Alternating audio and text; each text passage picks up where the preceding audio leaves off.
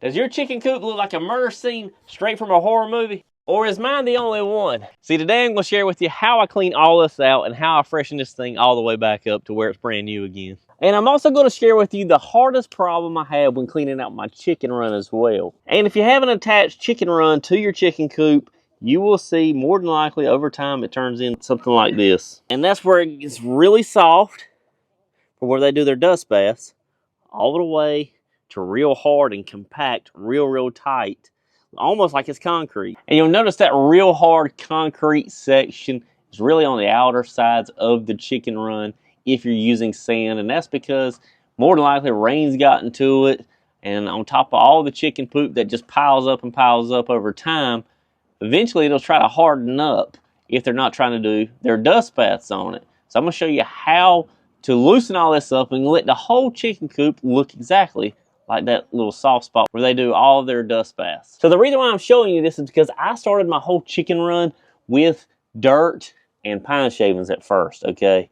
And then eventually I switched it over to sand. And when I added the sand, it still piled up and still got a little bit muddy and everything else. But the sand overall is really meant to help all the water you possibly get in your chicken coop kind of drain out and there not be a mess like this right here. But that doesn't mean you still can't have another problem. So this problem right here is it basically is hard as concrete now, and we need to loosen it back up so the whole chicken run is soft like this. And I personally feel like the whole chicken run needs to be soft in the first place so that it's nice on my chicken's feet. Almost as if it's there on bare grass again. And I also feel like doing this regularly and making sure it's not hard as concrete in your chicken run will help eliminate potential bumblefoot on your chickens as well. But first, let me start by showing you the nasty side of our chicken coop. The entire inside is pretty much covered in all of chicken poop. And the number one thing I did whenever I built my chicken coop in the first place was I painted the entire interior of it in order to make sure that if I ever wanted to clean it out and spray it down on the inside, that it was possible. And I built this thing over 2 years ago, and now I've got it all cleaned out. And the only thing left to do is really remove all the nesting pads in order for us to really spray this thing down. And we're really going to spray everything from top to bottom, from nesting boxes all the way to the top of the chicken coop. And full disclosure, I would only recommend you spray the entire inside of your chicken coop if you have painted the inside of it. Otherwise, you're risking this thing rotting from the inside out.